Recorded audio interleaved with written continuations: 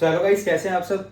Hope so आप सब बहुत अच्छे होंगे। This is C A as you all know and आपका मैं वेलकम करता हूं एक बार फिर से अपने चैनल में, दैट इज ऑडिट के जाप। ठीक है, तो एक बार फिर से अपन जो मल्टी डिसिप्लिनरी वाला चैप्टर था, अपना सब्जेक्ट था, उस पर कंटिन्यू करते हैं। तो केस स्टडी नंबर 1 और केस स्टडी नंबर 2 इन दोनों के एमसीक्यूज हमारे हो चुके हैं।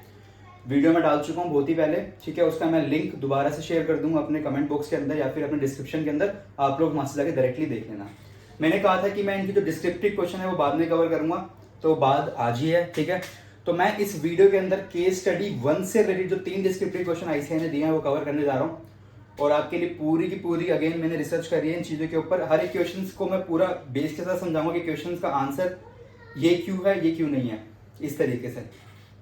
और मैंने ऐसा क्यों कहा था आपको पहले भी कि मैं अलग अलग कर रहा हूँ एमसीक्यू से डिस्क्रिप्टिव, क्योंकि आप इससे एक केस स्टडी को 2 बार पढ़ सकते हैं, तो आपको ज्यादा ग्रैब होंगी चीजें, आपको ज्यादा समझ आएंगी। ठीक है, तो केस स्टडी नंबर 1 मैं आपको कोई भी मटेरियल प्रोवाइड नहीं करने वाला, क्योंकि सिंपल सी बात है, जहाँ पे चीज सामने वाला भी आपके लिए मेहनत कर रहा है थोड़ी सी, और चीज को बिल्कुल फ्री कोर्स आपको प्रोवाइड कर रहे हो, तो श्योर रिस्पॉन्सिबिलिटी एज वेल कि आप भी थोड़ी सी मेहनत करो। आप भी मेरे साथ आईसीआई की वेबसाइट खोलो, आप जाके वहां से केस स्टडी 1 डाउनलोड करो, आप भी मेरे साथ इनकम टैक्स की वेबसाइट ओपन करो, आप वहां जाके सेक्शन देखो, जो मैं बताऊंगा वो आप देखो। इसी के साथ हम दोनों मिलके अगले 10-15 मिनट के अंदर केस स्टडी 1 पूरी कवर कर देंगे। एमसीक्यू पहले हो चुके हैं, डिस्क्रिप्टिव अब हो जाएंगे। केस स्टडी नंबर 2 के एमसीक्यू पहले हो चुके हैं, डिस्क्रिप्टिव नेक्स्ट वीडियो में आपको मिल जाएगा। तो आओ स्टार्ट करते हैं। मैं आपको 10 सेकंड दे रहा हूँ, फटाफट केस स्टडी नंबर 1 डाउनलोड कर लो जाके आईसीआई के पोर्टल से। मैं भी आपके साथ डाउनलोड कर रहा हूँ।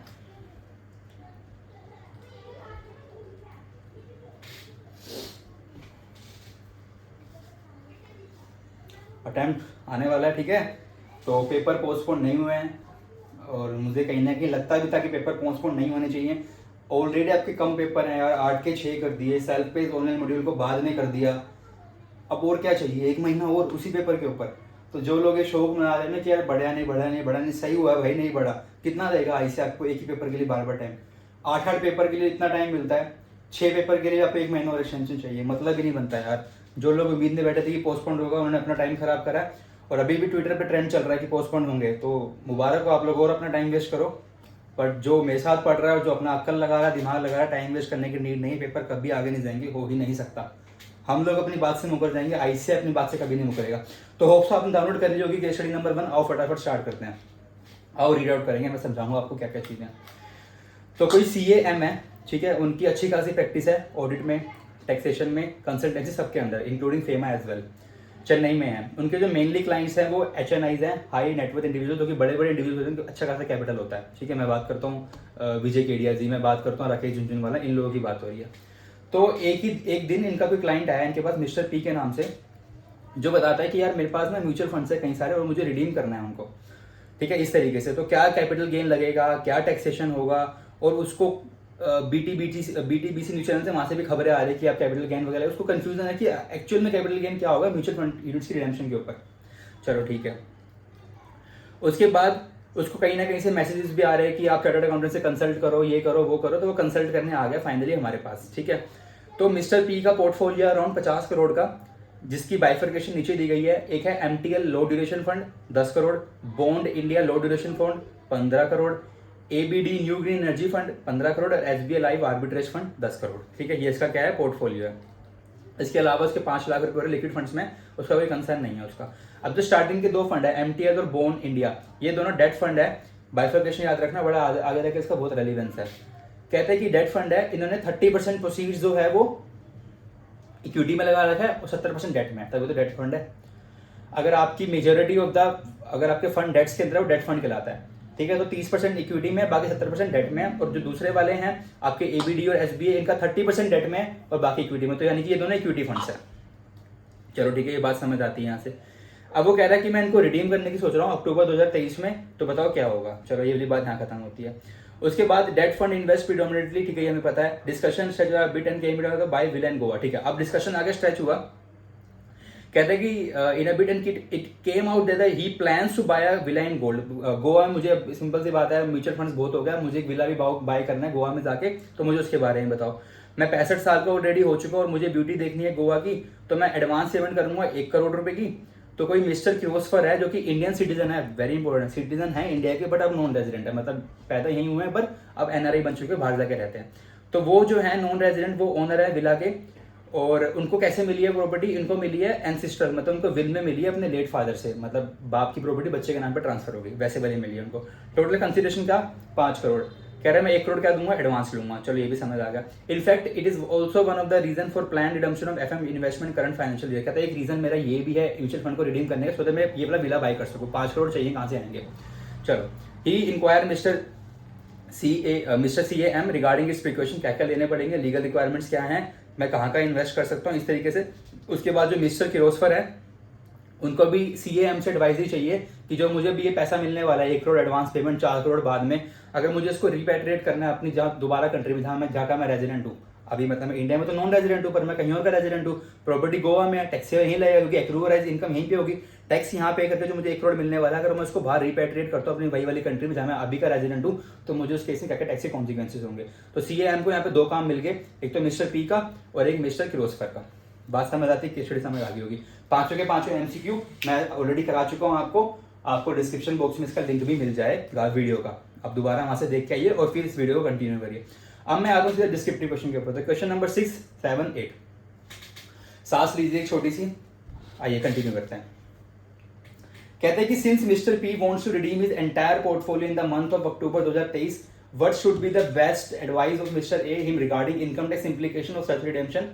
टैक्स लायबिलिटी कैलकुलेट मत करना, सिर्फ सिंपल सी बात हमें बता दो कि भैया क्या टैक्स की इंप्लीकेशन रहेगी रिडेम्पशन के ऊपर, ठीक है।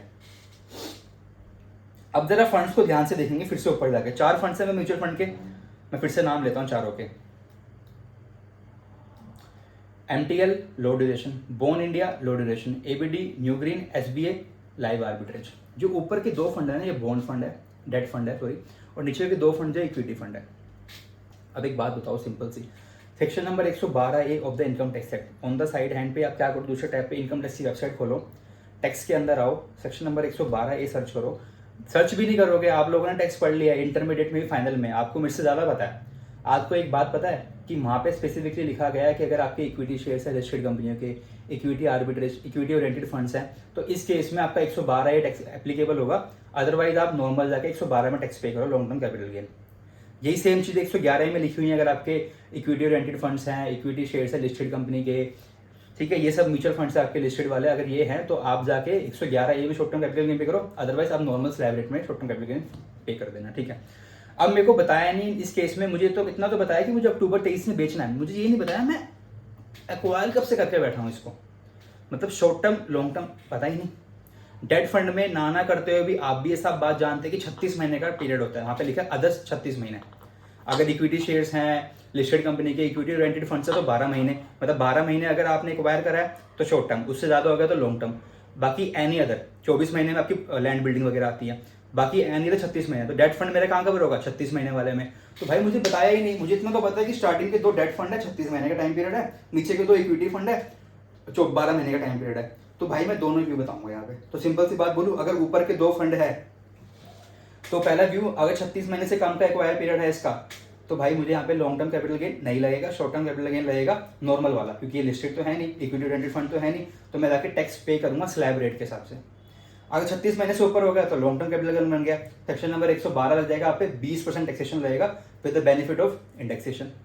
नीचे के 2 फंड बात करें इक्विटी के, तो भाई ये कवर है स्पेसिफिक 111A के अंदर, अगर 12 महीने से कम हुआ है तो 111A में टैक्स आपको नॉर्मल लगेगा, अगर 111A आपका लगेगा तो कौन सा लगेगा, शॉर्ट टर्म कैपिटल गेन वाला। यहाँ पे कौन सा हो गया, अगर 12 महीने से कम है, 12 महीने से कम है तो शॉर्ट टर्म कैपिटल गेन हो गया, 111A सेक्शन लगेगा 15% वाला, और अगर 12 महीने से ऊपर है तो 112A सेक्शन लगेगा 10% वाला, ओवर एंड अबव 1 लाख। ये आपको बहुत अच्छे से पता है, ठीक है। तो नीचे जाकर अगर आप पढ़ोगे तो स्पेसिफिकली सेम बातें लिखी गई हैं वहाँ पे। पहले वाले पैरा 2 पैरा में बात करी गई है आपके बॉन्ड फंड की, डेट फंड की, कि आपका 112 और नॉर्मल स्लैब रेट, नीचे बात करी गई 112 की, ठीक है। होप सो आपको ये वाला पॉइंट समझ आ गया होगा बहुत अच्छे से। तो क्वेश्चन नंबर 6 खत्म भी हो गया, इतना सिंपल है। पर व्यू इसमें आप चेक क्या करा इसे ने कि आपको 2 व्यू डालने हैं, 1 व्यू नहीं 2 व्यू देने हैं। आओ फटाफट 7 क्वेश्चन के अंदर। कहता है मिस्टर P चाहते हैं कि मैं ना आगे 10 करोड़ रुपया और इन्वेस्ट करूं, क्योंकि सिंपल सी बात है रिडीम कर देगा 50 करोड़ रुपए के म्यूचुअल फंड, तो 5 करोड़ तो मैं गोवा की प्रॉपर्टी में डाल दूंगा, बाकी पैसे क्या करूंगा। तो कह रहा है 10 करोड़ और लगाऊंगा MTL और बोन। अभी तो बात हुई है, दोनों डेट फंड है, और इनके बारे में स्पेसिफिकली क्या बात लिखी गई थी कि 30% इन्होंने इक्विटी में डाला और 70% डेट में। चलो मुझे याद आ गया, फाइनेंशियल ईयर 23-24 के अंदर। कहता है इसमें वो टाइम बता रहा है कि अगर मैं इसको 3 साल से ऊपर होल्ड करूंगा तो बताओ भैया क्या होगा इसमें टैक्स वाला बात। 3 साल से ऊपर होल्ड करूंगा और मुझे खरीदना कब है, फाइनेंशियल ईयर 23-24 के अंदर। अब आप में से कुछ बच्चे ना आराम से सोच के बैठे कि इसमें क्या पूछ लिया इसे यार, डेट फंड है, 3 साल से ऊपर लॉन्ग टर्म बन गया, खरीद ले, जब बेचेगा लॉन्ग टर्म में तो 20% टैक्सेशन पे कर दियो 112 सेक्शन के अंदर, और क्या है, कुछ भी नहीं है यार। और मतलब आईसी के फ्री के नंबर बांट रहा है, इतना इससे वो हो गया कि आपको फालतू के नंबर जो उसने ऊपर कवर कर लिया क्वेश्चन का वही 7th में कवर कर रहा है, मतलब नंबर बांटना चाह रहा है, इसे पास करना चाह रहा है। Multi disciplinary is never going to be easy, तो ऐसे आपको पास करना चाह नहीं रहा पहली बात तो क्या चाहता है इससे आपसे, भैया फाइनेंस एक्ट 2023 में 1 अप्रैल 2023 से एक नया सेक्शन इंट्रोड्यूस हो गया, सेक्शन नंबर 50AA। आप हमेशा जाकर रीड करेंगे, आप जाके इनकम टैक्स वेबसाइट पे सेक्शन नंबर 50A सर्च करो, 2 सेक्शन खुलेंगे 50A 50AA, कुछ इस तरीके से। पहले 50A रीड करते हैं, रीड करने की जरूरत भी नहीं, आपको पता है 50A में सिंपल सी बात लिखी है, अगर डेप्रिशिएबल एसेट है तो शॉर्ट टर्म कैपिटल गेन होगा इन एनी केस, और जो उसकी WDV होगी वही कॉस्ट ऑफ एक्विजिशन मानी जाएगी। WDV कॉस्ट ऑफ एक्विजिशन मानी जाएगी तो शॉर्ट टर्म कैपिटल गेन ही होगा डेप्रिशिएबल एसेट पे, इवन तो आपने 36 महीने से ऊपर क्यों ना होल्ड कर रखा हो उसको, चलो समझ आती है। अब 50AA खोलेंगे मेरे साथ, 50AA में भी सेम बात लिखी हुई है, नया सेक्शन इंट्रोड्यूस हुआ है। यहाँ पे एक सिंपल सी बात लिखी है, note with standing anything contained in close number 42 of section 2 और सेक्शन 48। ये सेक्शन 48 पता क्या कहता है, सेक्शन नंबर 48 बातें करता है मोड ऑफ कंप्यूटेशन की, कि भाई कैपिटल गेन निकालना कैसे है, full value of consideration minus cost of acquisition slash index cost of acquisition in case of long term capital asset minus transfer जो एक्सपेंसेस हुए हैं, जो कैपिटल गेन आएगा उस पर 111 है, 112 है, 112 नॉर्मल सैवरेज जो लगेगा वो देखा जाएगा, ठीक है। 50AA इसको ओवरराइड करता है, पता है कि नहीं, मैं कुछ नई चीज बताने आया हूँ, ध्यान रखना। कहता है अगर स्पेसिफाइड म्यूचुअल फंड है या फिर मार्केट लिंक डिवेंचर है तो भैया इस केस में सेक्शन नंबर 48 को मैं ओवरराइड करूंगा, मैं बताऊंगा कि मोड ऑफ कंपटीशन कैसे होगा कैपिटल गेन। तो ये कहता है अगर आपके स्पेसिफाइड म्यूचुअल फंड है, स्पेसिफाइड म्यूचुअल फंड को जरा दिमाग में डाल लो, और मार्केट लिंक डिवेंचर को मैं दिमाग में डाल रहा हूँ आपके, दोनों की दोनों बातें, क्योंकि इवन तो दिया हुआ है स्पेसिफाइड म्यूचुअल फंड आपकी केस स्टडी 1 के अंदर आईसीआई डाल देगा, मार्केट लिंक डिवेंचर आप बोलोगे तो पढ़ाई तक कहाँ से आया, मैं तभी कह रहा हूँ कि मैं साइड बाय साइड सारा कवर करूंगा। तो मैं चाहता हूँ स्पेसिफाइड म्यूचुअल फंड जो आईसीआई पूछ रहा है वो तो ध्यान रखो ही रखो, साथ में मार्केट लिंक डिवेंचर को भी ध्यान रखो। सबसे पहले मार्केट लिंक डिवेंचर होते क्या, तो means a security bye whatever name called which was an underlying principal component in the form of debt security and where the returns are linked to market return on their underlying security or indices and include any security classified or regarded the market linked debenture by the SEBI। Simple सी बात है, जिसकी कोई खुद की value नहीं है उसकी जो वैल्यू है ना वो किसी अंडरलाइंग पर डिपेंड करती है। आप लोग ऑप्शन फ्यूचर के बारे में जानते होंगे, जो ऑप्शन की वैल्यू है, सपोज सेंसेक्स है, निफ्टी है, उसका ऑप्शन होता है, तो जो ऑप्शन की वैल्यू है, कॉल लेना है पुट लेना है, वो किस पर डिपेंड करती है, उसकी खुद की वैल्यू थोड़ी ना, वो डिपेंड करती है सेंसेक्स के ऊपर, किसी अंडरलाइंग एसिड के ऊपर। तो सेंसेक्स का ऑप्शन चेंज जो है वो किसी अंडरलाइंग के ऊपर डिपेंड करता है, तो सेंसेक्स बढ़ेगा तो कॉल की वैल्यू बढ़ेगी, सेंसेक्स गिरेगा तो पुट की वैल्यू बढ़ेगी। कॉल हम खरीदते जब बढ़ती है मार्केट, और पुट तब खरीदते जब मार्केट गिरती है। तो ऐसी किसी अंडरलाइंग पर डिपेंड करती है, तो वो मार्केट लिंक डिवेंचर है। यहाँ पे जो किसी इंडेक्स के ऊपर डिपेंड करते हैं, सिंपल ऑप्शन की बातें हो रही है। अगला है आपकी specified mutual fund. Specified mutual fund वो म्यूचुअल फंड है जहाँ पे आपका not more than 35% total proceeds invested in equity share domestic company, यानी कि भैया वो वाला म्यूचुअल फंड, क्योंकि सिंपल सी बात है, आप और मैं दोनों जानते हैं कि म्यूचुअल फंड वाले क्या करते हैं, अगर हमारा पैसा डालते हैं इक्विटी और डेट में, तो भाई तभी तो बोलते हैं डेट फंड। डेट फंड का मतलब क्या, मेजोरिटी डेट में, इक्विटी फंड मेजोरिटी इक्विटी में। तो कहता है अगर 35% से ऊपर इक्विटी में नहीं डाला हो ना तो वो स्पेसिफाइड म्यूचुअल फंड है। मेरे को समझ आती है ये बात। अब आप अपने क्वेश्चन में देखोगे स्टार्टिंग के जो 2 फंड्स उसमें 30% डाला होता है इक्विटी में, 35 से ऊपर तो नहीं है ना, नहीं है, 50AA लग जाएगा। और 50AA सिंपल सी बात बोलता है कि अगर आप स्पेसिफाइड म्यूचुअल फंड हो या मार्केट लिंक डिवेंचर हो तो भैया शॉर्ट टर्म कैपिटल गेन ही होगा, वो always short term capital asset मानी जाएगी, 36 महीने से ऊपर क्यों ना हो। अब अपना क्वेश्चन आकर रीड करोगे, ऐसे आपको कंफ्यूज कर दिया, ऐसे ने अपना काम कर दिया, तो आपको सिंपल सी बात यहाँ पे लिखनी है कि इवन तो 3 साल से ऊपर क्यों ना हो, फाइनेंशियल ईयर 23-24, मैं बार बार मार्क कर रहा हूँ, फाइनेंशियल ईयर 23-24 ये सेक्शन जो है 1 अप्रैल 2023 से लागू हुआ है, उससे पहले नहीं है। तो उसके बाद अगर है तो हमारे केस में उसके बाद ही है, तो इस केस में 50AA लगेगा और शॉर्ट टर्म कैपिटल एसेट मान जाएगी, इवन तो 3 साल से ऊपर क्यों ना हो, शॉर्ट टर्म कैपिटल गेन ही होगा, क्योंकि हमारा क्या है, स्पेसिफाइड म्यूचुअल फंड है, 35% तक की प्रोसीड्स कहाँ पे, इक्विटी के अंदर है।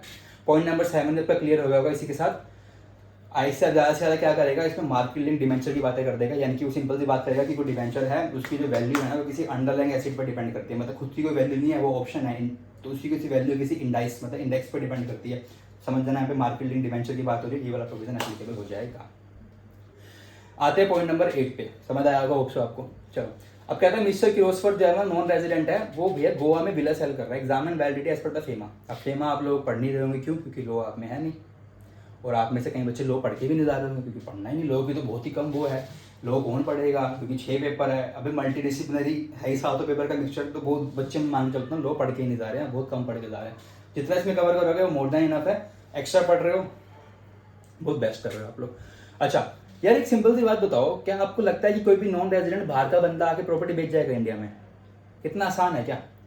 फेमा के प्रोविजन जाएंगे, क्योंकि जहाँ पे बात आ गई भैया आउटसाइड बॉर्डर की, जहाँ पे कंट्री से बाहर की कुछ बात आ गई, फेमा उठ के भाग के आएगा, आरबीआई उठ के भाग के आएगा कि भैया पहले मेरी सुनो।